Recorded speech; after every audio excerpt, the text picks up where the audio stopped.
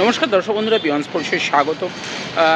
মোহামেডানের কয়েকটি transfer related update কিন্তু উঠে আসছে। প্রথম কথাই, মোহামেডানে যোগ দিতে চলেছে একজন জাতীয় দলের ফুটবলার, অর্থাৎ গৌরব বোরা, যার কথা আজকে আপনারা শুনতেই পাচ্ছেন ইতিমধ্যে। ইনভেস্টার কর্তা দীপক কুমার সিংয়ের কথা মতন যে এই গৌরব ভারতের জাতীয় দলের অনূর্ধ্ব 23 সেই দলের ফুটবলার।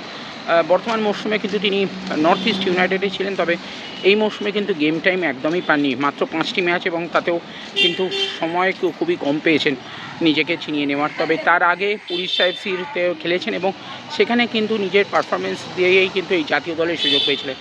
তার আসার ফলে মোহামেডানের ডিফেন্স কতটা মজবুত হয় সেটা তো সময় বলবে। তাছাড়া আরও একজন অ্যাটাকিং মিডফিল্ডার আই লিগ থেকে শোনা যাচ্ছে, যেটা যে আইজল এফসির লালরিন ফেলাফেনাই, যে তাকে কিন্তু নিশ্চিত করেছে মোহামেডান স্পোর্টিংয়ে। ইনি আইজলের হয়ে 22টি ম্যাচ খেলে 2টি গোলও আছে তার, শোনা যাচ্ছে তাকেও নিশ্চিত করে ফেলেছে মোহামেডান স্পোর্টিং।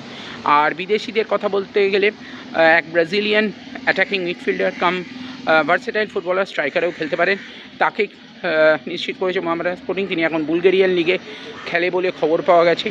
এছাড়া আরও একজন স্ট্রাইকার, সেও কিন্তু এই নর্থ আমেরিকার জন্য, যেমনটা আমরা আগে বলেছিলাম, আলেক্সিসের সাথে মানিয়ে নিতে পারবে, তার ভাষার সাথে মানিয়ে নিতে পারবে, এই রকম একজন ফুটবলার কিন্তু আসতে চলেছে এবং তার নামটাও খুব শীঘ্রই ঘোষণা হবে বলে শোনা যাচ্ছে।